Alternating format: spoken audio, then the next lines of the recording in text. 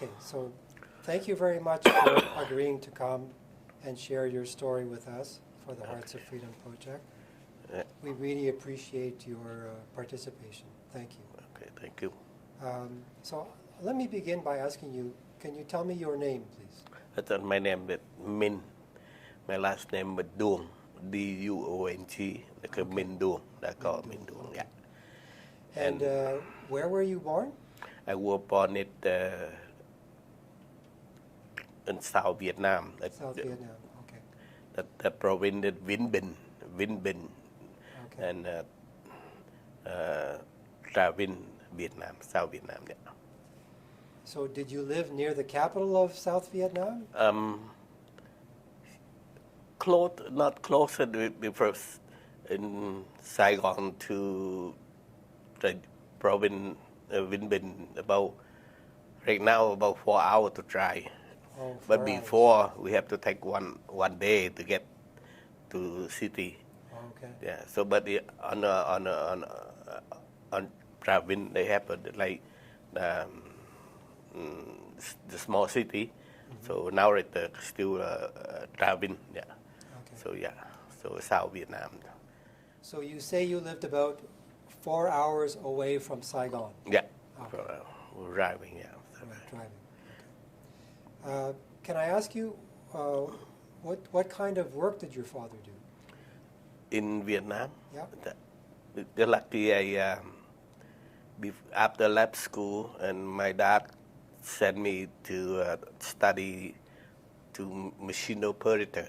Okay. The rice mill machine operator. Okay. So we learned from there. So we have a friend and they training me. So I had a machine operator for the rice mill machine. So I got a job there. So we work and take care of the family. So have my mom after my dad passed away, 75. He had accident there. So after 75 company coming. So we had trouble again. So my old brother, he soldier, so he got in jail. The second one, so I have to take care of the family. Right. So we have to go to work. But what I wanted to ask you was, before your father died, Mm-hmm. what kind of work did your father do? Oh, he was a driver. He driver, Okay. and my family have a business too. Have like we have a animal, we have they like a farm, Okay. yeah, with something like that. But my dad he take care, my mom take care, and he had the shop, not the like shopping mall, but the shop, the food shop, something like that. So we have order, so we make the order for the party and something like that. And and after 75 and the company come in, so everything my mom had to sell and run away from, when they fight. Right. So she worry about, because 4 boy, 4 girl, 8 family, including my mom and about 9 people. So she have to leave town. So we have to go to the other town to stay with close to family. Yeah, something like that. But can I ask you again, before your father died, did your mother work, or did she work on the farm? On the farm. On the with farm. her farm. Okay. Yeah. She take care of the Your farm. mother worked on the farm, your father was a driver, and you said your father was in a car accident? Yeah, car accident. And after that, he passed and 9 away. days he passed away. Okay. 9 days after that he passed away. And that was in 1975? No, 74. In 74? And Oh, after okay. that, so after he died, and 75 the communists come in. Okay. So that's why we had my dad died, and the community come in, and 75 after that, and everything that's trouble. Yeah.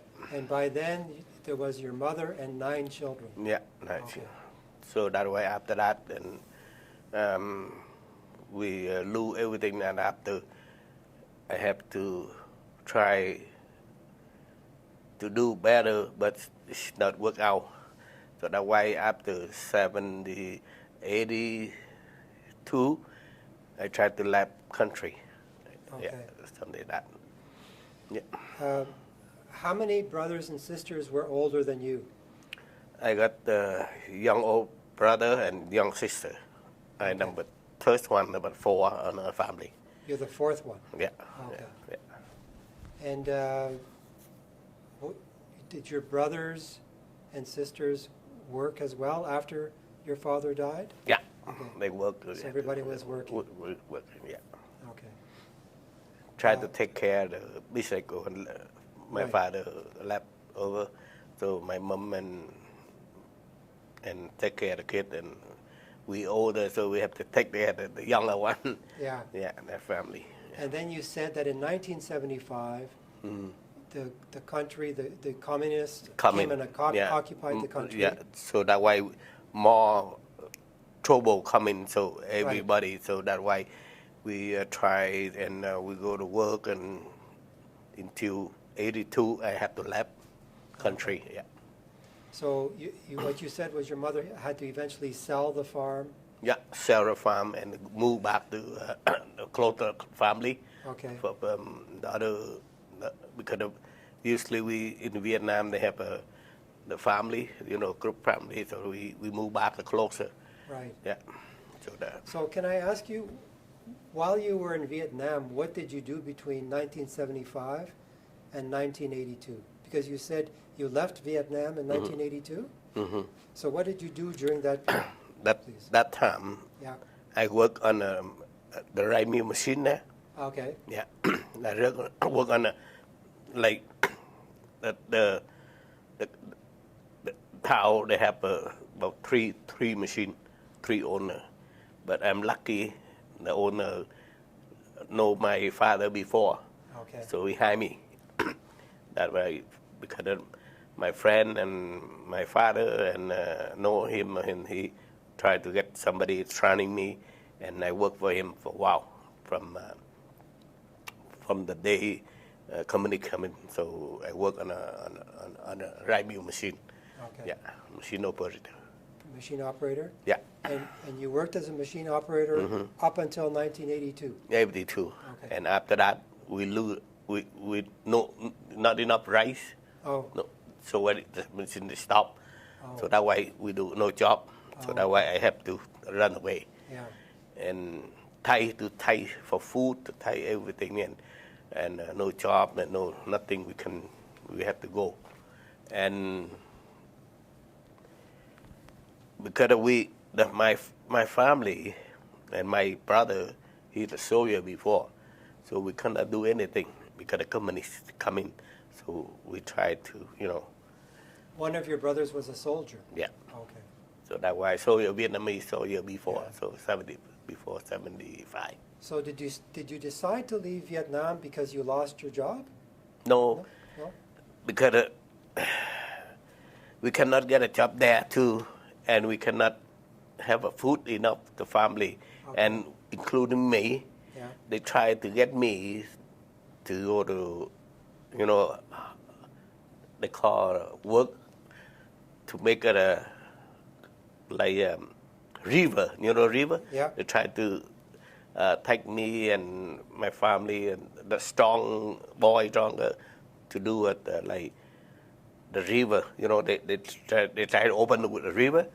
So but the student before 74, that I cannot work like that. So we try to better live a country. So we try to get freedom. And if I die, so that's gone. Yeah. So lucky I got to Thailand. So can you tell me how did you decide to leave? Did you make a plan to leave, or how did that happen? Well, we have the plan too. We have the plan, but we have plan but no future. All right. Because not enough money. Yeah. And lucky I got my cousin. I borrow from gold. She have, the gold from, and she give me one ring, and give my borrow. If I left, I still alive. I work. I have money. I send it back. I did. I returned to her the string I borrowed from her, and from there I tried from province. I take the bus to the Vĩnh Long to Sadek, and I have a friend live in Sadek. He the friend before 75 there, and I stay with him for 2 days, and after 2 days, and he sent me to the boat on 4 o'clock in the morning. I take the boat to Tân Châu. After Tân Châu there, I have to go the other boat to go to Cambodia. Okay, so just wait. So you left your home and you took the bus to Sadek, you said? Sadek, yeah. Sadek. Then a friend of mine there. There you met your friend. Yeah, and I stayed with him for 2 days. Okay. We talk about why I'm here. I plan like that. Right. So I say, it had only one way. We go to, I want to, from Sadek, I go to Tân Châu, Châu Đốc, and had a boat from there to Cambodia.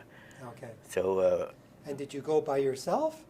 Yeah, By I yourself? go by myself. I just Okay. go by myself, and Okay. I just left country, left province, left family, and go.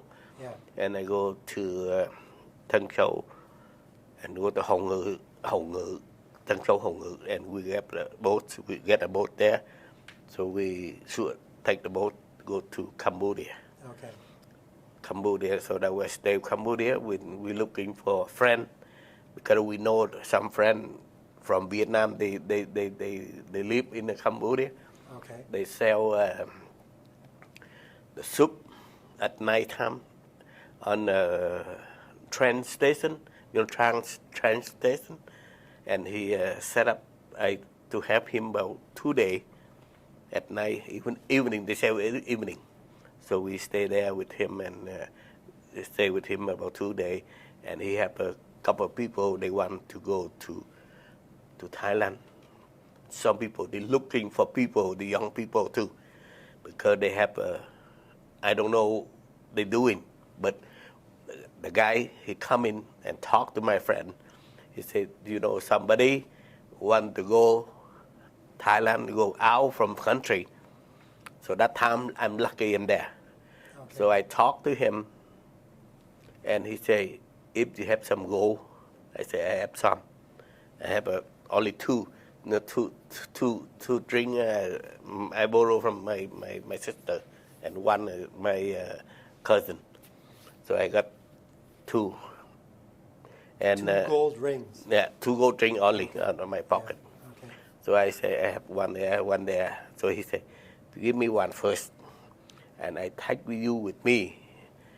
But when we go on the night time, from a lot of police, a lot of soldiers, they, you know, when you go on the bus, take the bus.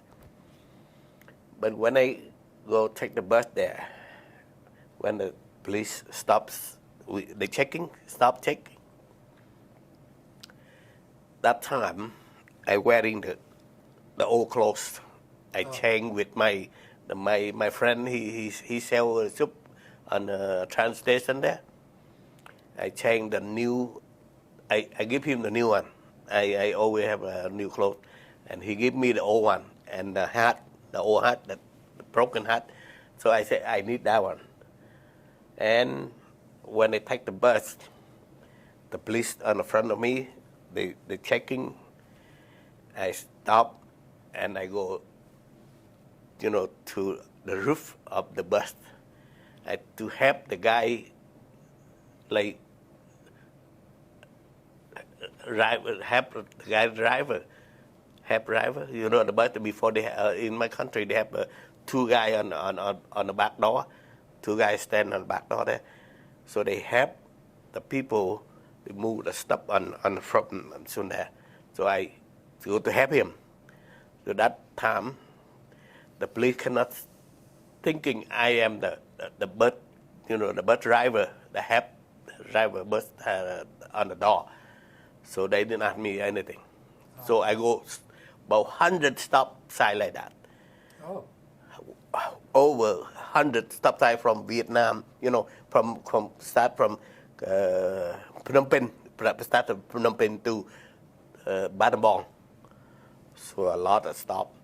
So every time they stop, I take off, I go up there, up the roof.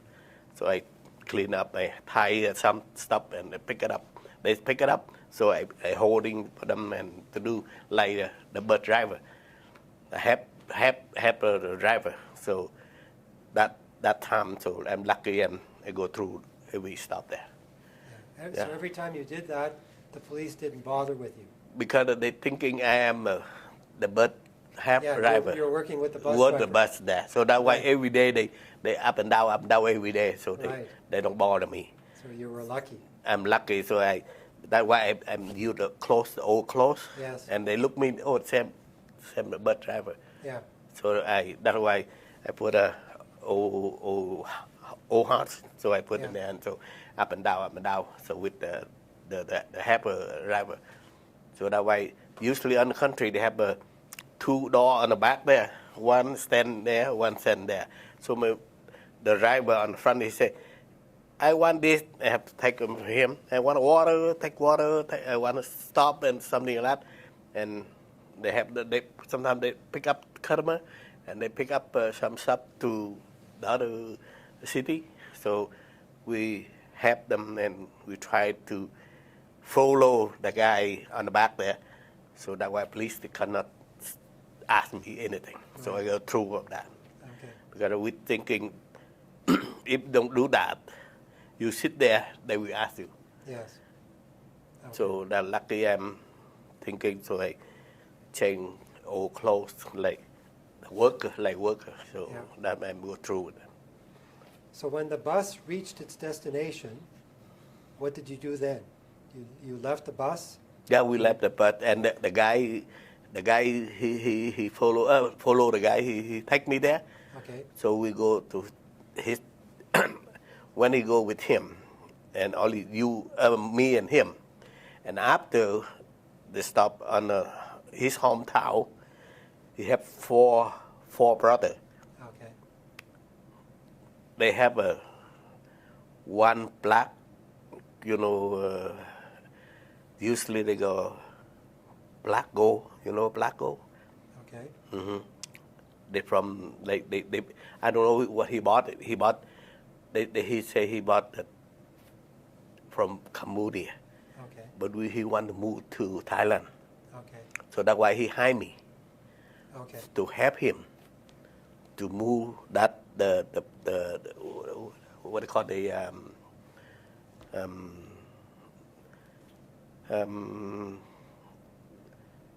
like the picture like temple, the black gold, black gold and Black gold. yeah.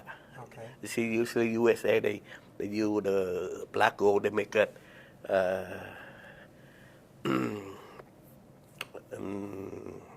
helicopter.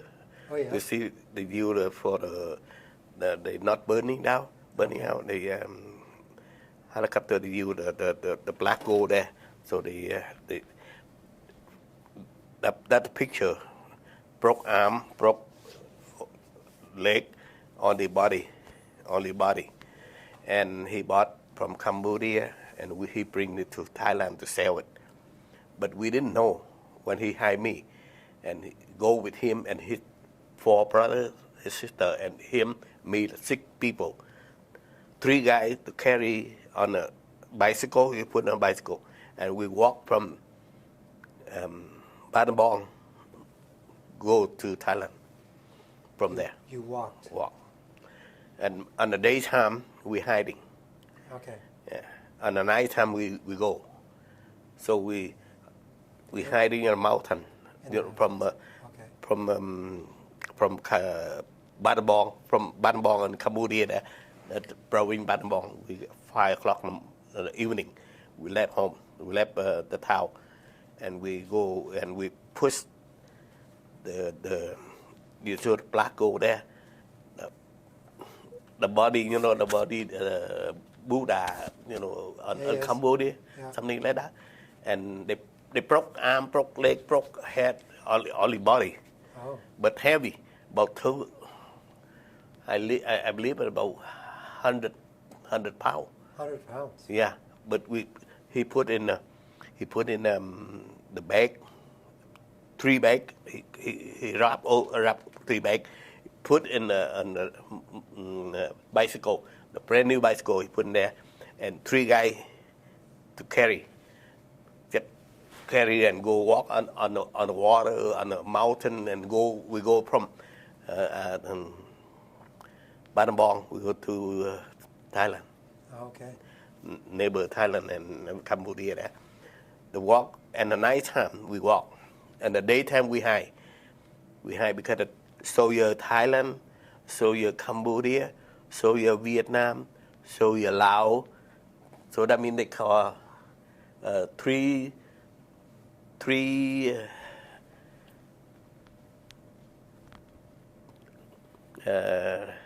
that day they call 3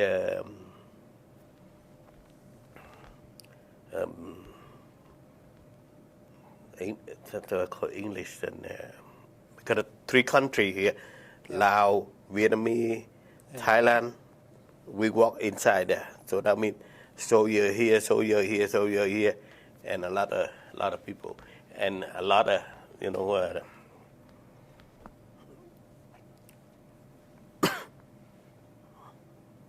my, because a lot of people, so you're Thailand, so you're Vietnam, so you're Cambodia, they put a lot of mine there. So if you walk, if you don't look at, and you blow up yourself. So you had to hide from the soldiers. Yeah. So we got, he know that the guy, because he out in and out every week, so he know which way he go. To avoid the soldiers. Yeah. Okay. So we walk, follow them, and we bring that I told the picture there, to sell in Thailand. But did you just say that you were also worried about landmines? Yeah. Okay. A lot of landmine, because too many soldiers, Vietnam, Cambodia, and Laos and Thailand, and we have to go through it. So and you had to be careful all the time. Yeah. That's why, if a lot of people die there, and we see that the grass, you see that like picture, the body picture, still like the good look and the brass, then screen there, look like the picture. That means somebody died there. Oh. Nobody touching. Nobody to take care, nobody. Because they just walk through them. So you witnessed a lot of people that were dead. Dead on a field. ground. Yeah, we just walk because the mine, everything there, they blow up there. Because of the landmines. The landmine, and they they could have blow been up. shot by soldiers. So so they die there. Right. So we walk up in there. So we get to go until Duong Kim. And how long did it take you to get from there to Thailand? So from Cambodia, they call it. We left 5 o'clock, and we go 2 days, 1 night, no food, no water, because we hide on the mountain. Because on the day, he's scared, but at night we walk. Yes. Yeah, because he's scared because he bought the black gold there. He pay, I don't know how much he pay, but when he get in Thailand, and Thailand there, and he told me he sell 30 gold, 30 piece gold. I don't know how much usually one O, but the 3 piece, he sell 30 O. Okay. Yeah, he got from Cambodia to Thailand. Then he gave me 20 baht. You know, 20 Thailand baht. Baht, yeah, give me 20 Thai baht. baht. Yeah, Thai baht, yeah, Okay. he give me 20 baht. Okay. So have coffee. Okay. So that day he told me, he said, I sell already. So I got 30 old gold. You know, 1 old, that means 1 old and maybe 45 gram.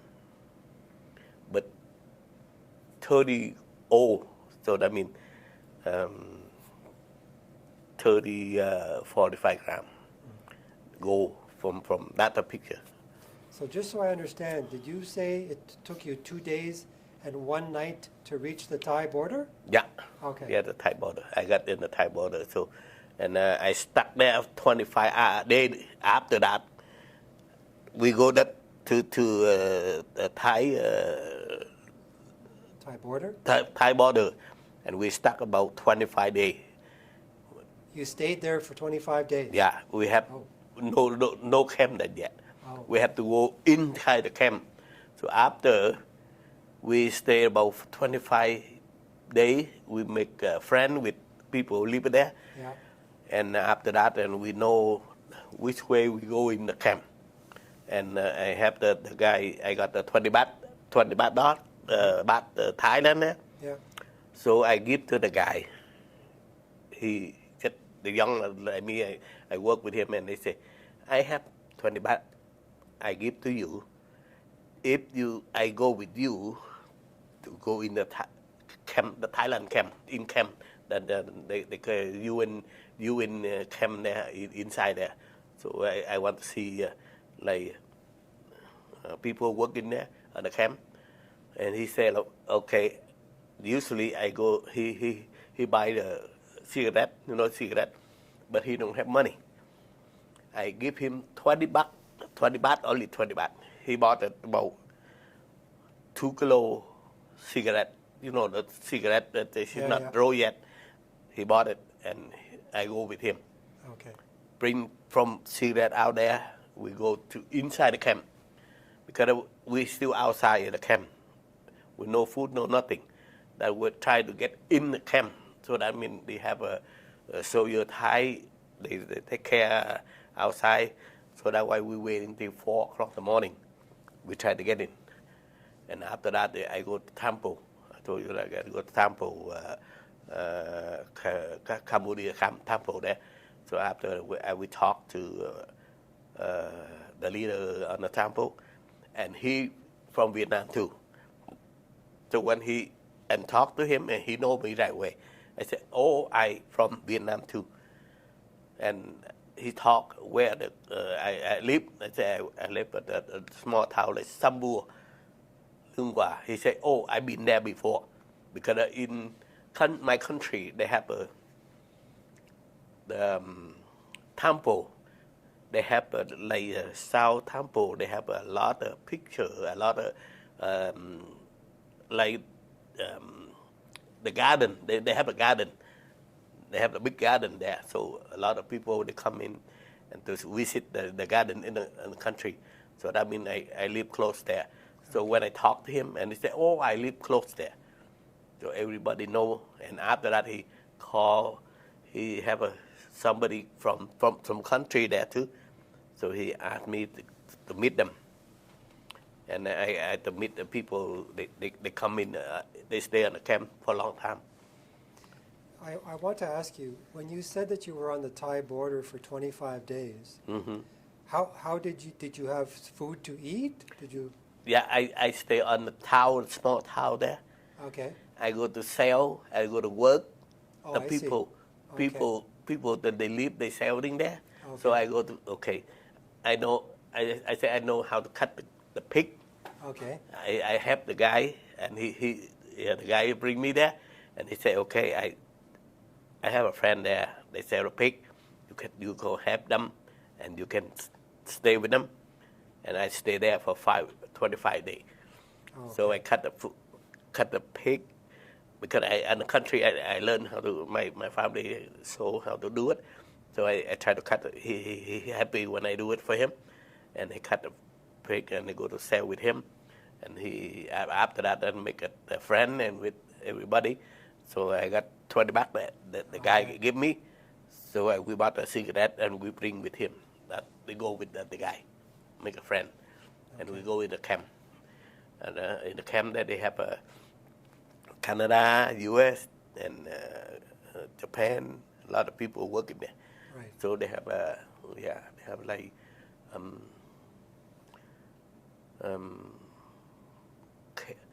they care. They have a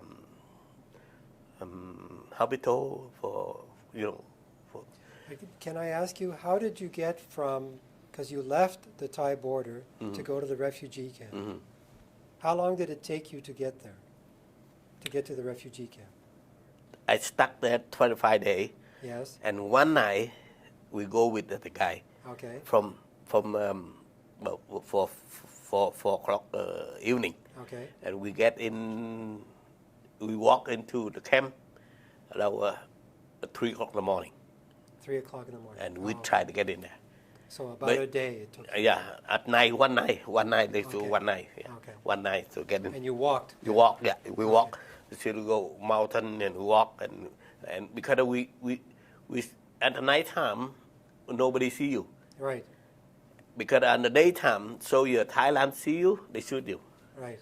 So that's why we try to go at night time. Right. Because the people they live there, so they know they in and out every I think every 2-3 days they bring the food, they buy inside, they bring it out, and buy inside, the outside go inside. So that's why I follow the guy, he in and out the camp. So that's why I get in. Do you remember the name of the refugee camp where you stayed? The Khao Dang. Kawidan. Khao Dang camp. Yeah. Okay. Yeah, the So Khao Dang camp. you arrive at the Kawidan Khao Dang camp, camp. and were you still with your friend then? No, No? he left me. Oh, he left Yeah, you. he left. Because he scared. Oh, okay. He's scared with the Thai. So your Thai, when he see you, and he catch him. Oh, okay. So that's why he told me, okay, now you get in here. Now you go to Tampo. We go to Tampo, Cambodia Tampo there. So I go there and try to get the food and the water. Because then I don't have friend. Nobody I know in the camp. So I try to get a Tampo. So after we know the leader of the Tampo, asked me how I get in. I talked to him and say I get in at 3 o'clock in the morning, 3 a.m. Last night, and he said yeah, okay, and he got some food, he got some water for me, and I should talk to him, and he know me, I know him from the same we from same province, yeah. So. And did you go to the temple before? No. The camp or after the camp? The temple in the camp.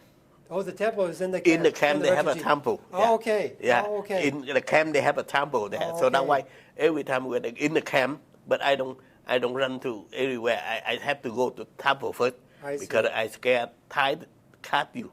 If they soldier cut you, they give you in jail. Okay. First time the jail first. You go in jail first.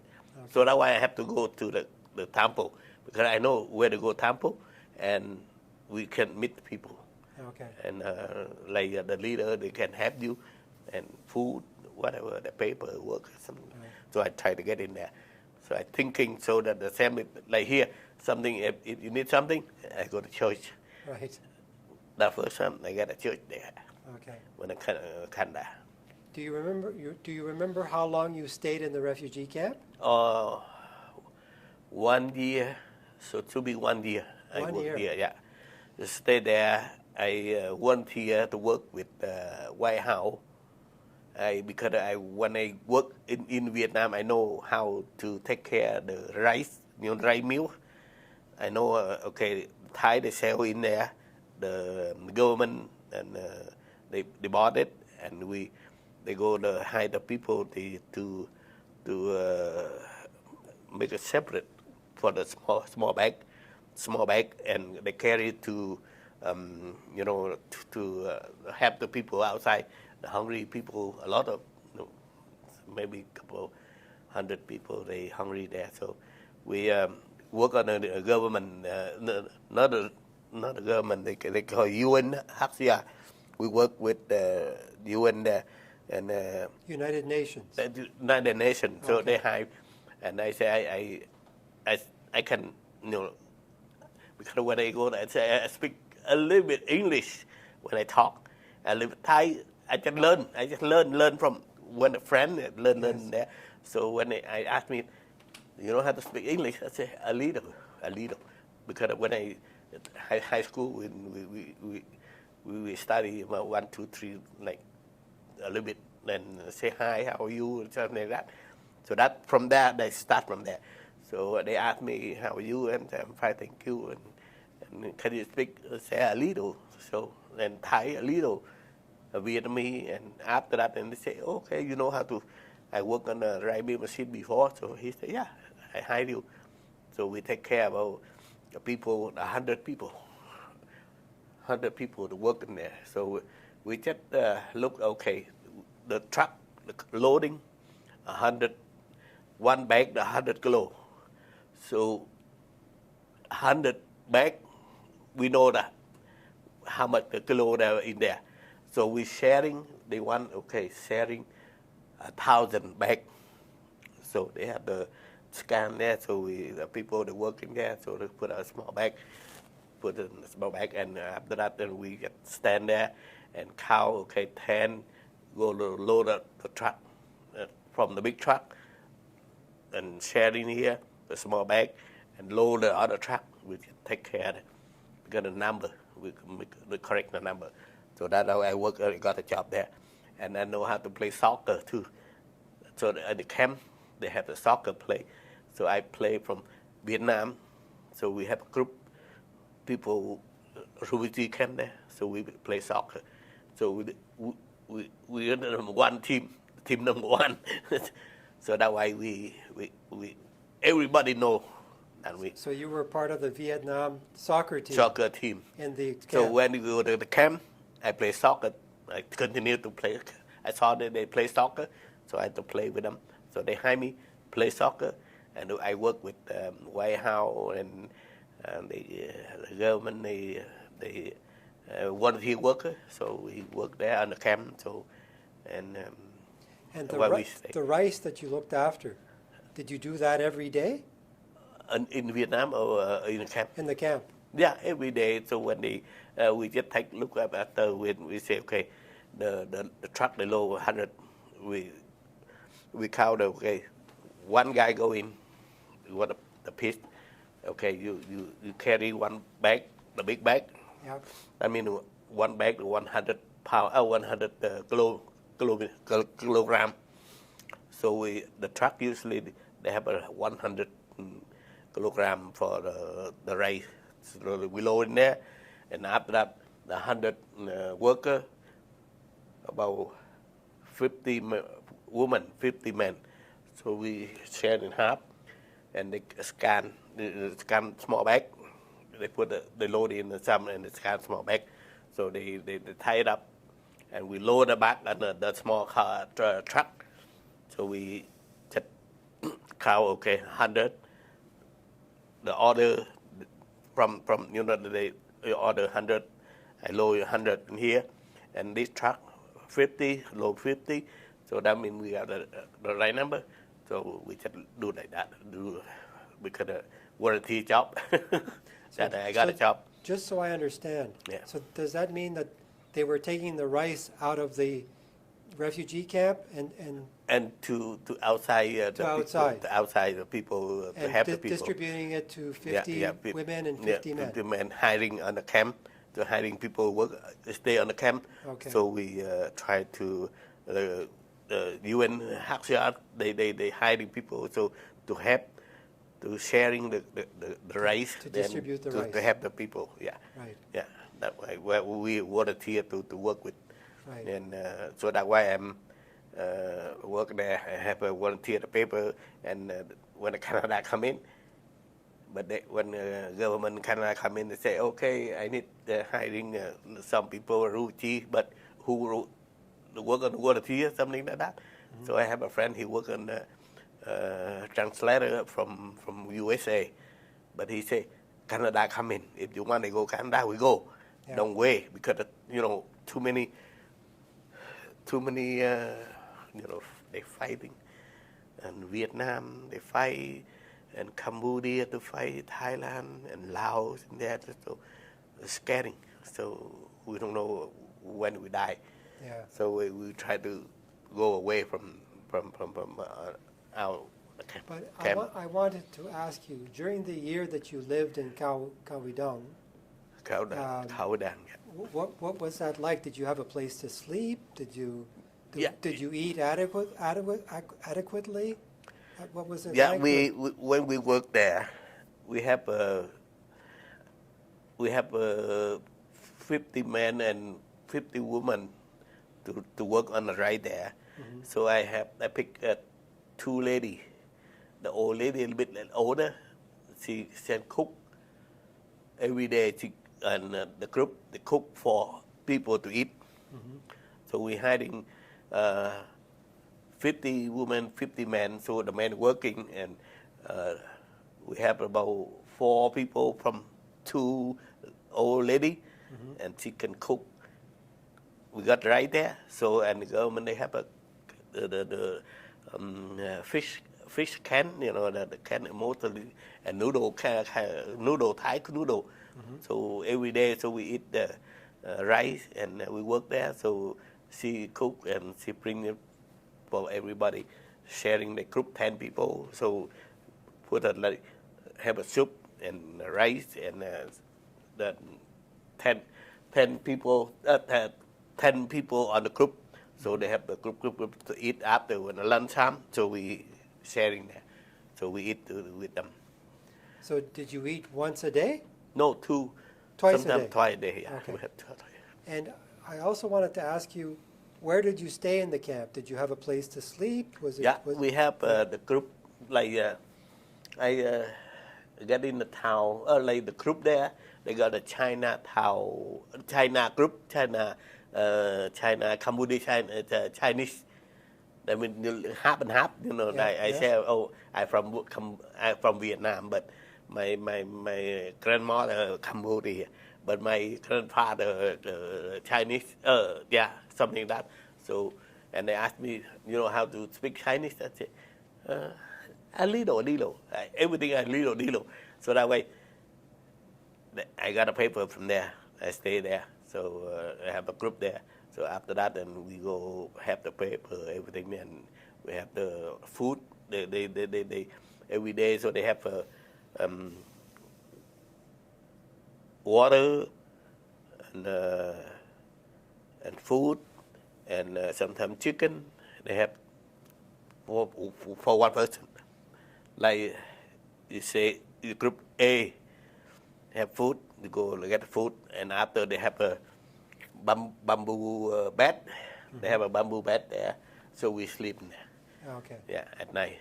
So we sleep on the bamboo bed, and we a group about 10 people, and we stay there and cook together, and eat there. And if I go to work, I eat at work, and then go home. They have a group. They share with the group there. So, Okay. and the food, the group the leader they go to get every day. Okay. Yeah, something like that. So you said that after a year, Yeah. you left the camp. Yeah. So how did that happen? Did you decide that you were going to go to Canada at that time? That or? day, my friend, he worked on translator from US for USA. Okay. And he told me, he said, Canada coming on a camp this week.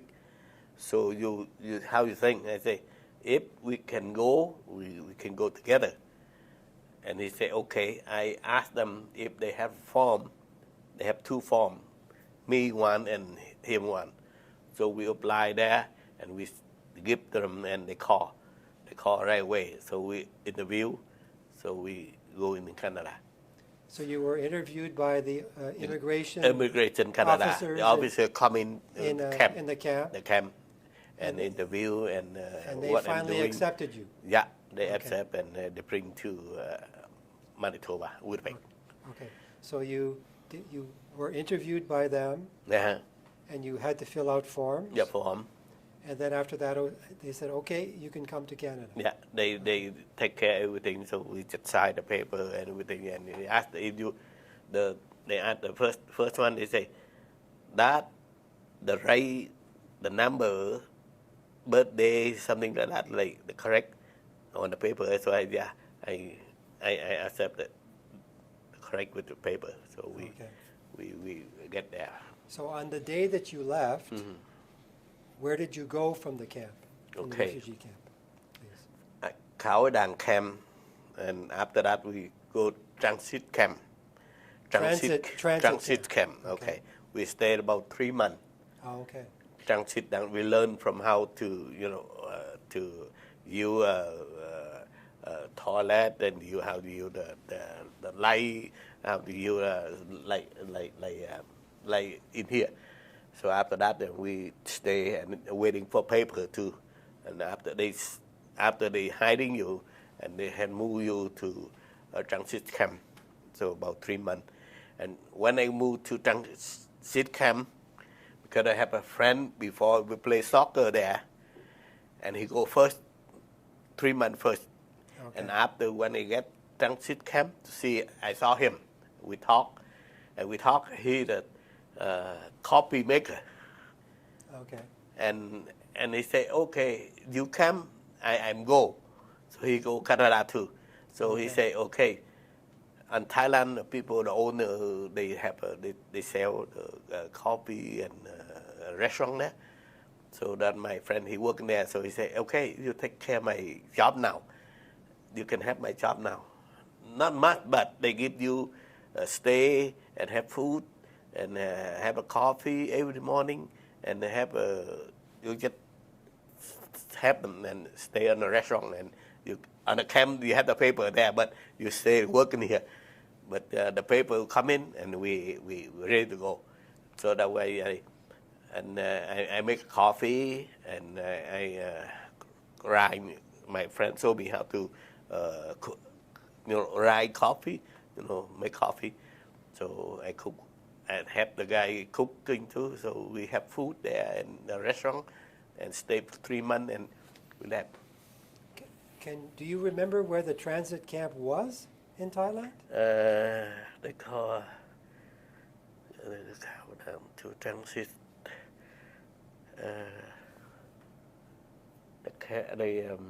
They call it transit.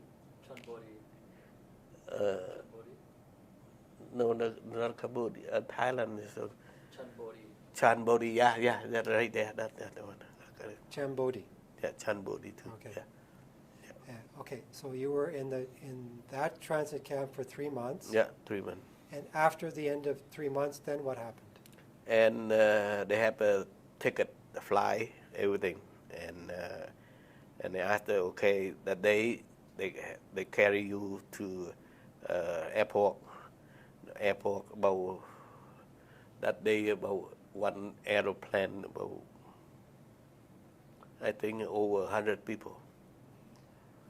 And the airport was where? In Thailand airport. But where in Thailand?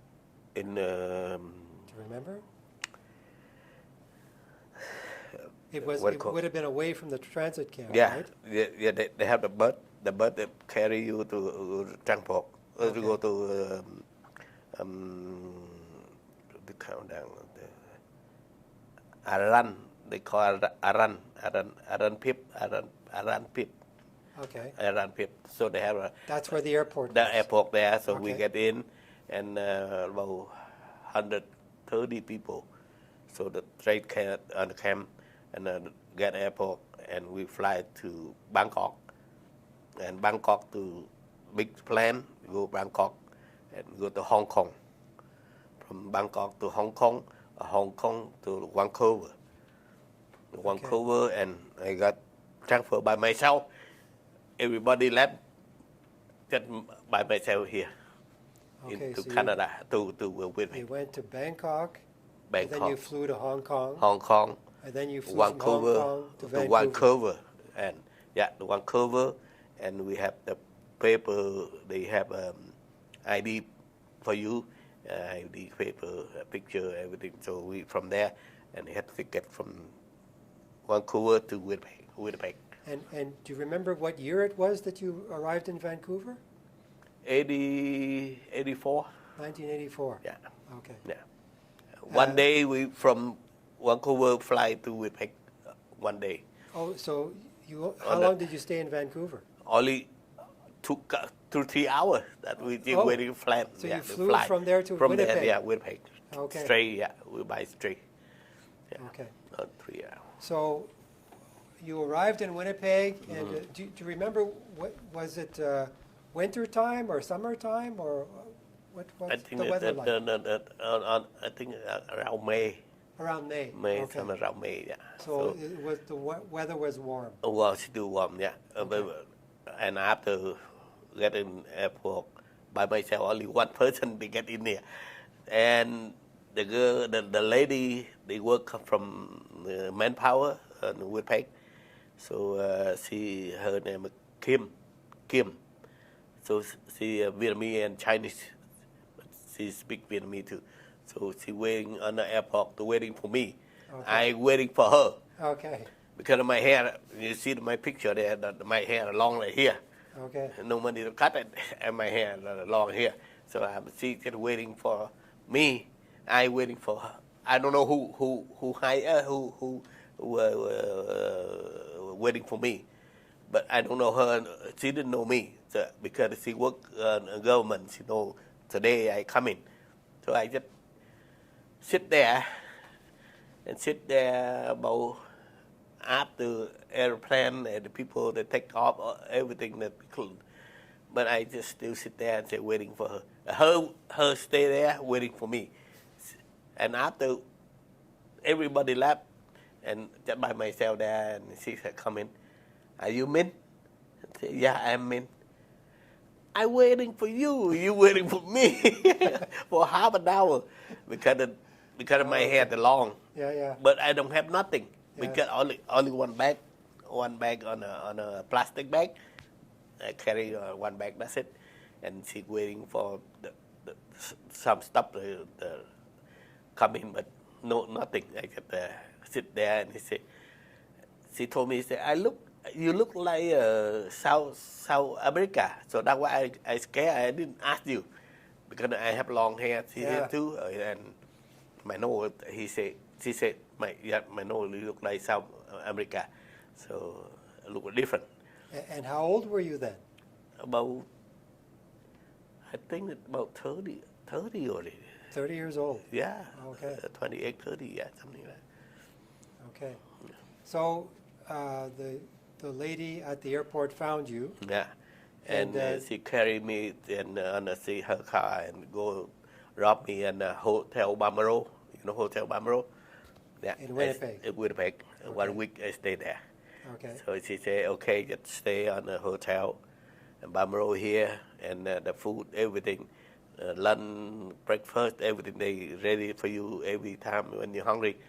There's lunch time, breakfast, lunch, and dinner. So on Bamaro, I stay 1 week there, and I go to Dono on the street, Dono Street on downtown there. So the government office there. So every morning I go there to see counselor, and told me to do what to do, and hiring me to go to school, and you have to take the bus from here to. They give me bus ticket, and I have to walk because we don't know city. I have to walk. I learn from walk. I walk around, and after about 2 weeks later, they hire. I have a apartment. Oh, they found you an apartment. Apartment, yeah. Okay. So on Stradbrook, Stradbrook River. Okay. Close to Dono, River Dono and Bridge Dono down there. So I stay almost a year there. A year. A year, and they take care of me a year because the morning I go to work. I go to school in the morning. Have to go to school. They give me education on St. James. So I take the bus from there to St. James, and bring lunch, eat lunch in the school too. So we study 1 year. And what were you studying at school? and education. So that I mean English, English, English is a second language. Yeah, Okay. that's all. Yeah. And how long did you take the English classes? Was it for a year or? For most, yeah, Mostly for for most a a year. year. Yeah, they're Okay. training you the whole year. Yeah. Okay. I got lucky. I got 1 year. Yeah. Okay. And And did you find a job during no, that period? after that, and after 1 year I studied there, so they're training me 1 year to get a job. Oh, okay. I get a job. I make it because I run machine. I put a ride mill machine before, so I use a machine operator. So the government they training me to make a soup. You know, soap. We clean soap, Yeah. and the main street, and that training me almost a year there too. About 6 months after that, and I got a job there. Okay. And they pay half and half. You know, government pay like 1 week at 20 hours. So the government pay 20 hours. They pay 20 hours. Okay. So that means we got 40 hours a week. So and I training for 1 year. I got a job there. But after 1 year later, that soup smell, I don't like it because we work on the rice. We not after that, and we try to thinking. We remember when I work on the rice mill machine. My friend, he work on a machine shop. He do the welding, something like that, and he work a machinic. So from I thinking there, so I go to South Winnipeg. I take a level 1 CNC and go to training in Red River, Winnipeg, Red River too, on one course. You went for training. So Okay. I got to how to run machine. Right. So that I to apply in Spectrum, on company on Spectrum on the Polo Park, the close to Madison Polo Park there. They have the company there. So I got hiding there. So I quit company working soap there. The smells I cannot control it. So I work in sheet metal. I had to work in sheet metal because we got the training from CNC operator. So I got a job there. So I worked there 15 years. 15 years. Yeah, I worked for him 15 years, and after that, and Mr. Henry, and after he passed away, he sell with. He not passed away. He want to sell with the company to Mr. Cross Group, you know, Cross and Transcona, and he come over. He take care. He bought the company, so we got he moved to Transcona, and 2 years later, he passed away. Oh. He passed away, and his wife and his son, they sell it. They sell company, and they sell company to the group. 9/11 come in, bankruptcy. So I worked there about 15 years. Change 4 owners. Oh. 4 different owners. 4. And after that, I lost the job because of the bankruptcy. 9/11, you know, 9/11, Yes. 2011. So that my son, he was born. So I lose the job. So I went to Vietnam to visit family about 2 months. I come back. We lose everything. The holiday, 5 weeks, something, no pay, no nothing. Friday, payday. Thursday, they close. So I lost everything. So and after that, then I go to after went home for vacation. Come back. I work on MSP. He hired me. I apply MSP. I apply Macau here too. But MSP pay more. So and Macau the machinic right now I work there too. So after I worked for MSP about 4 or 5 years, 4.5 to 5 years, and I work part time on Macau, full time there, part time here, and Macau DBC, they say, I want you to work full time, not part time. I want you to over there pay how much I pay you, same more than you want it. And after that, I come back in here, so I work full time until now. So I wanted to ask you, after you arrived in Canada, Hmm. did you get married at some point? Not yet, not yet. Not I'm yet. still single. Okay. And 10 years later, when I to Canada, I worked 10 years. Okay, when I stopped because when I live on the apartment on the river there, the night time I work in a restaurant to have a restaurant on what is it? Remember the one river restaurant on the river? Mm-hmm. Yeah, I work there. And on the weekend, half time, I work on the other one on the Osborne. Osborne they call on the Stradbrook and Osborne there. They have a Okay. burn master. Oh no, hold on, burn master. The restaurant they onion soup there. I still remember that onion soup. And onion soup, steak, onion soup. Not burn master. Burn master they have time. I go to try to packet the bread delivery of the bread, the burn master in the Grand here. You know Grand? Yes. Yeah, have the burn master, the bread company. So I work in there too, part time. Bun master. Burn master. Okay. Yeah, I Okay. work on the burn master. And that on the weekend. On the evening, I watch this on the restaurant. And evening after school, I paper boy. Paper boy from Stradbrook River to Osborne. Paper boy. Paper boy. Okay. So that means no stop, just after school, paper boy, restaurant, and You were busy. no, I keep my busy, no stop time. And after 3 months, I got a job, and I got a job 3 months later. I start to have the driver license when I get here. After 1 year, they training me after school, and I study that, so I go to study driver. Mm-hmm. So, and 6 months later, I got an old car. I got a driver. I got an old car. 1 year later, we have a plan. So 1 year later, we got the job I told you that the machine shop. Yeah. I work CNC. So we take from South Winnipeg level 1, so we take from there. And after, because we work there and spend time, I go take walk. You know, take walk high school right now in Winnipeg. Okay.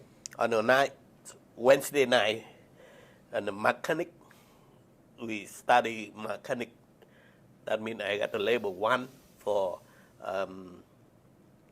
we take care of the car, like maintenance car for when you have a car. So you know how to maintain it and to do by yourself.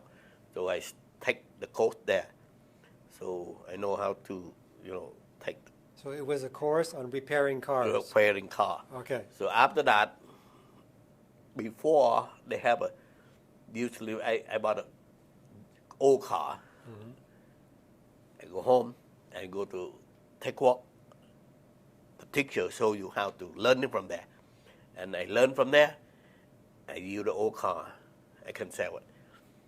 It's part-time job. That means because the government before they don't have an inspect like now. Then after when the inspector, I don't do it. So I quit restaurant. I work in a restaurant almost 15 years too. The same job here, the same restaurant there, both because I'm single. So we work in the daytime, and we go to the nighttime. We work in the restaurant, and they have some food, and they have to go to work in the morning. One packet, so we not for me. And 5 years later, I have a friend. He he sell the house. They call it. He sell house. He sell about house. He sell house. And after that, I make a friend there, and he asked me, "Do you want to have a house?" I said, "Wow, why not?" But I said, "I don't have money yet." He said, "Don't worry about the money." He's salesman, so he showed me how to look at a car, look at a house, and which one you like, and I can help you. You got 5% only right now, but I can put 5% my money for you. I buy for you for house. That friend, and he say, after 5 years later, we bought a house. After when I come Canada 5 years later, I got money. No, I have money, but my friend he helped me. He say I got about we bought a house at 63,000. Right now, the house I still live there. Oh, right you still now, live in that still house? have there. Right now, I still live. My family is still here. I keep it there, but we have 3 bedroom on a main floor, bungalow, only bungalow, and me and my wife, after when we have time, we try to get some 2x4, make it 1 bedroom on a basement. We try to write wall basement and something like that. I mean, after 1973, I went home. And before I went home, I still singer. I have the form still singer from government. So that's why I went home. My mom said, "How come you don't marry?" I say, "Marry is easy, but not easy to get the right one." So that's why we talked to her, and she said, "Okay, if you want it, just looking for a country." And a friend with my family. So we got my wife right now. So we went home at 1993. When you say you went home to Vietnam. To Vietnam, Okay. 1993. Right. The 11 years after when we get to Canada, 11 years after we went home. So my mom asked her, "Do you want to get married?" So I have looking for you. Looking for a good lady for you, because when we come here, we have a friend, we have girlfriend, we have the thinking of money only. So that's why. And after that, we go home, 1993, and my mom asked me, and I get married with my wife right now. So we just 1 week we meet them. 1 week only, so we get married. Oh, so you met your wife in Vietnam? Yeah, Vietnam. Oh, okay. So, and after that, we get married in 1993. 1993. Yeah, I come back. I got back here, 94. I make a paper, everything, because I am volunteer to help at, national, usually I'm translator to people that new coming, so on manpower. So I volunteer there too. I work on volunteer for them too. So that's why when I come in, I need a paper. So I talk to sponsor my wife. So the man he work in volunteer. I usually work for volunteer for him when he need me. So I always have to volunteer for the government when I know when we lucky we got here before people to come in now. So refugee camp. So I volunteer the same with when I in the camp. So he do paperwork everything for me, and I pay him. He said, "No, you will volunteer here, so I can do for you." And that way, my wife, 1994, she coming about closer to 1 year, so she coming. So I got family. I got 3 boys, 2 boys, 1 girl, 3 kids. I got 3 kids, 2 boys, 1 girl. So and after when we go to work, before when I singer, I talk about this lunchtime. We sit about 4 people. I asked him, that the white guy, so, in here they have a church, temple, or whatever. They have a Vietnamese church or something. He said, yeah, they have it here.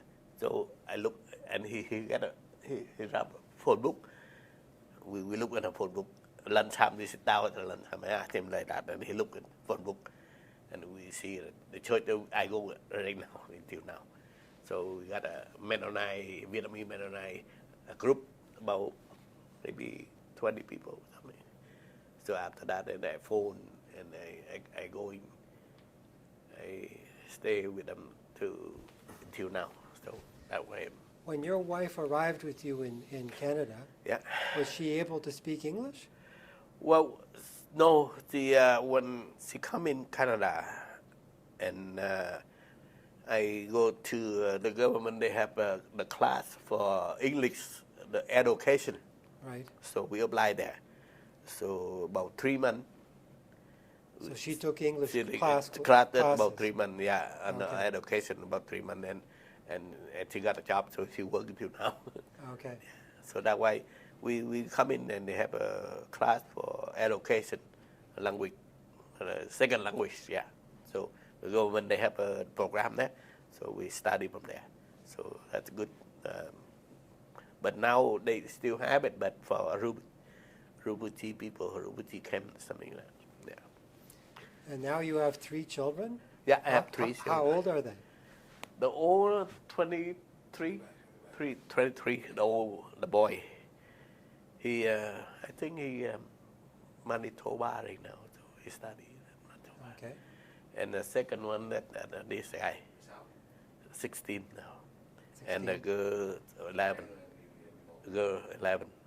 11 years old. But okay. we lucky, 3 kids, 3 times Saxon. I'm sorry? 3? She's Saxon, Saxon. Oh. And so 3 times. So my wife, she had 3 times. So that way, because when I meet her, she about almost 30, 29. So we she 20. I 39. Yeah. I older than her 12 years. So, Okay. So we when I have a kid, we have a Saxon. So hard at first. Yeah, we're lucky. We got 2 boys, 1 girl. So yeah, we have family. Right. Yeah, that's why we have a long story. We get a Canada, and Prime Minister Moroni. Mm-hmm. That time he take care of everything. And what do you do now? Do you work, or are you retired? No, I still working. Oh, you're still working? Yeah, I work in Macau. I told you that I Yes. got hired. I'm still working till now. And your wife, does she My still- wife, she working too. She also works, okay. Yeah, she work the other company, different company. Yeah, Okay. she working too. Yeah, And do all your 3 children still live with you? yeah, they still Okay. Oh, that- stay with okay. me. Yeah, And are your children in school? yeah. Or okay. Old school right now. Everybody's so, in school. Yeah. When I go, the morning, my wife, she dropped to this guy and the girl on the Cicero, and this will take walk right now. And after work, I go to pick them up. Okay. Yeah, and my wife, she go to work late, so she stay a bit late. I come back. I go early. I come back early, so I pick them up, and yeah, something like that. And you said that you're part of a Vietnamese association in Winnipeg? No, Good. Vietnamese Mennonite and the church. Oh, the Vietnamese Mennonite Church. Yeah, Okay. yeah. So you attend the church on a regular basis? Yeah, yeah. Okay. Yeah, we stay on route Vietnamese Mennonite Church. Vietnamese. And when did you join the Vietnamese Mennonite Church?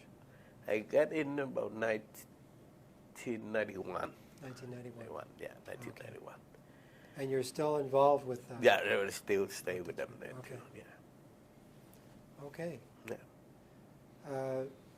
is there anything else that you would like to share about your experience of leaving Vietnam to come and settle in Canada? How do you feel about that? Well, What are your thoughts? we're thinking in Vietnam right now, so hard and too hot.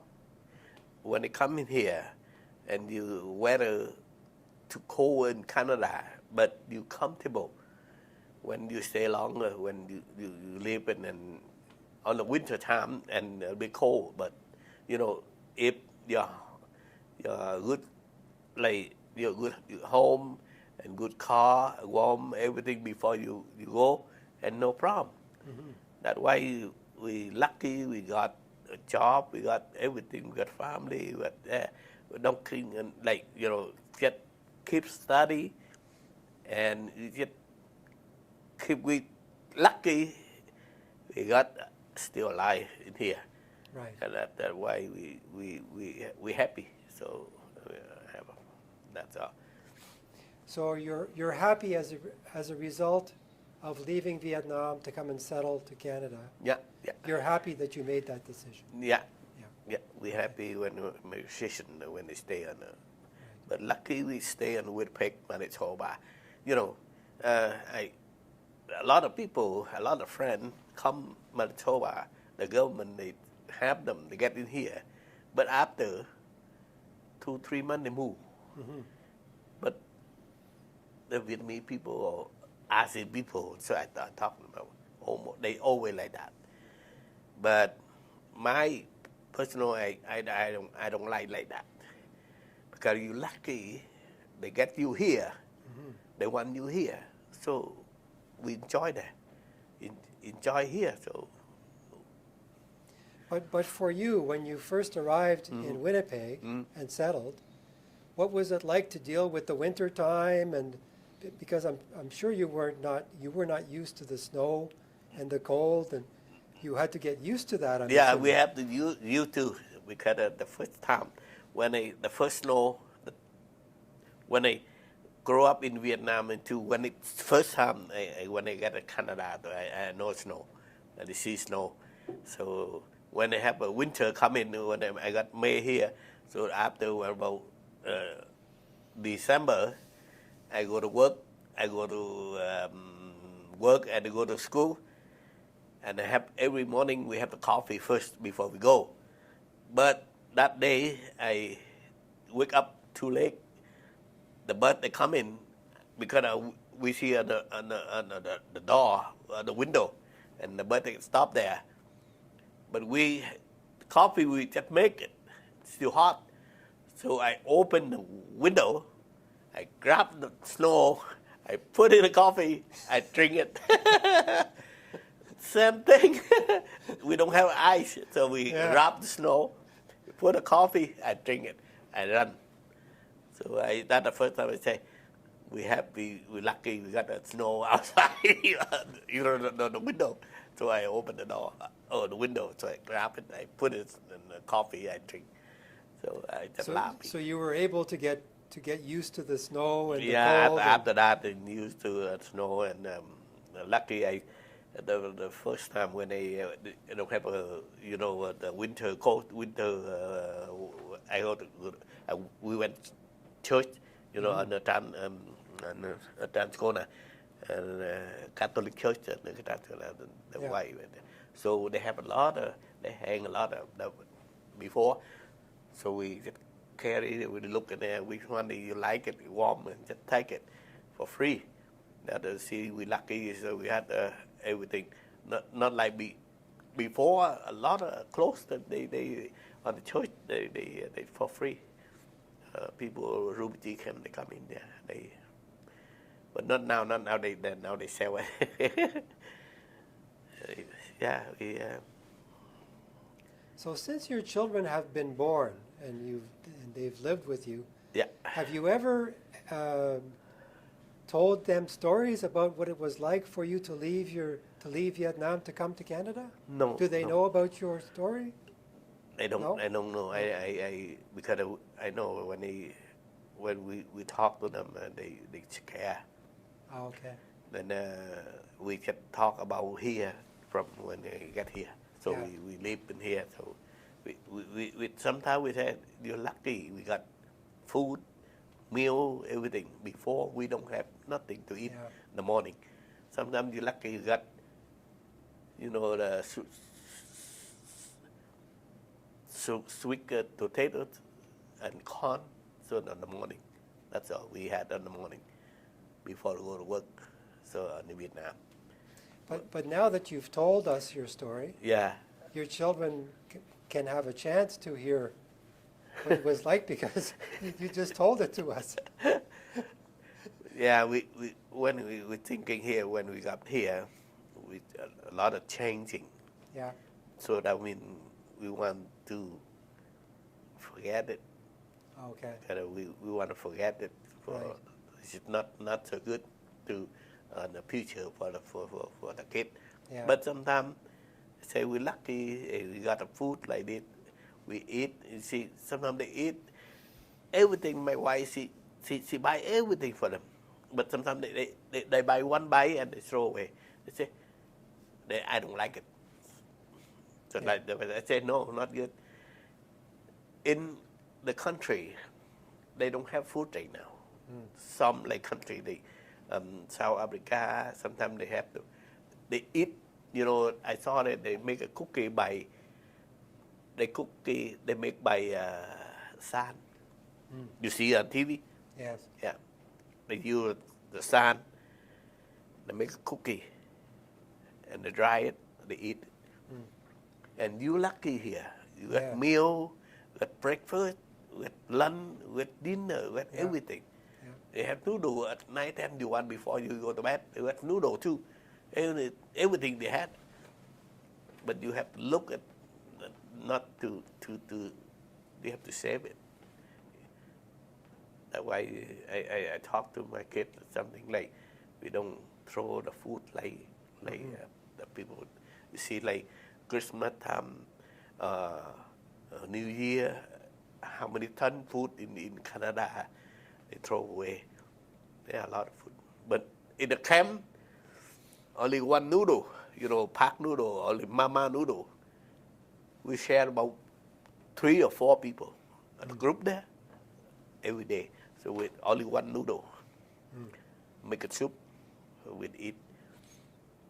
Yeah. Yeah. And sometimes only fish, the can, the Thai every day. So they have the fish can. So that means for the food. So that sometimes we have to eat about 4 people for only one can the fish. That was on the camp. Yeah. Yeah, no food in there. But when we get here, so a lot of food. We're lucky, so we try to remember that.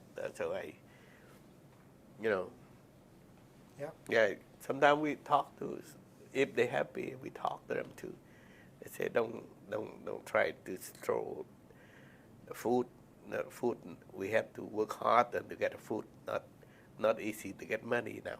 Yeah. Right now, like I'm still working. You see, when I come to Canada, the first time, only when the bankruptcy, the company bankruptcy, Yes. I collect UI. The first time, I never been collect UI yet. No, work. Yeah. Work make you happy, and you get money, so better work. That's why I always too many jobs. Before when on the day I work at school, the evening with paper boy. After paper boy about 4 or 5 o'clock, I go to the restaurant. What is it? And I now remember, Stradbrook and Osborne, beef fritter. Beef fritter on 30 years ago. Okay. Beef fritter. They have a beef and they have an onion soup and they have 3 bread, they warm up and steak. So I worked here for a while, for maybe 4 or 5 years. I work in a restaurant. What is it? I make a salad.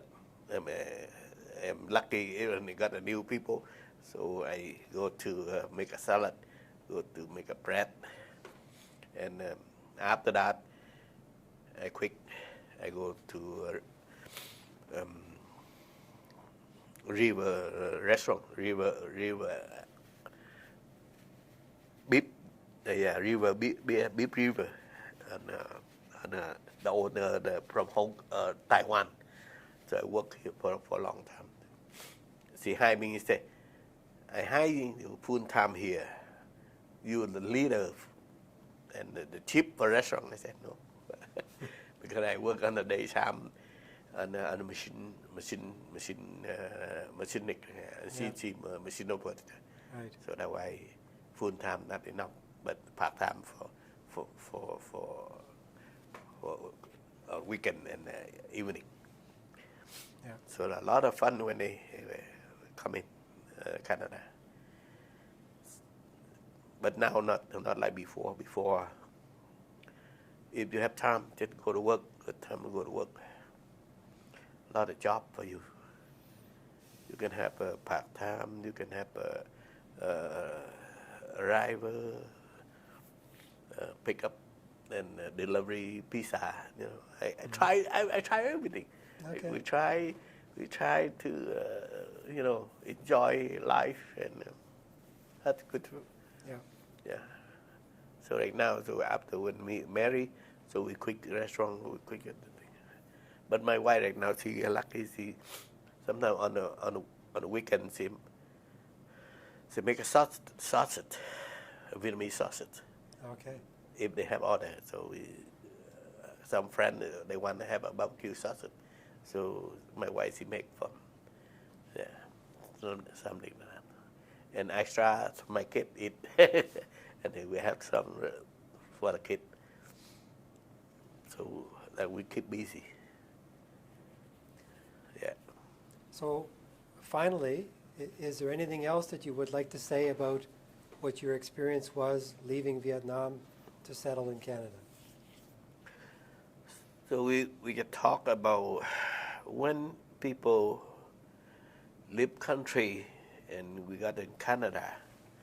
So Canada right now, you see on the world right now, Canada right now number 1, the country to safety to stay. Yeah. Right now. Yeah. You see U.S. now they go number 8 now, but Canada number 1. Before 3 years number 2, 3, but now number 1. So we lucky we stay in Canada. Yeah. But cold the winter, of course the winter the cold, but you know how to take care and it's okay. Same everybody. They live it for many years. So yeah, we lucky we get here. So we thank you, Canada. Okay. Yeah, something like that. Thank you very much. Yeah.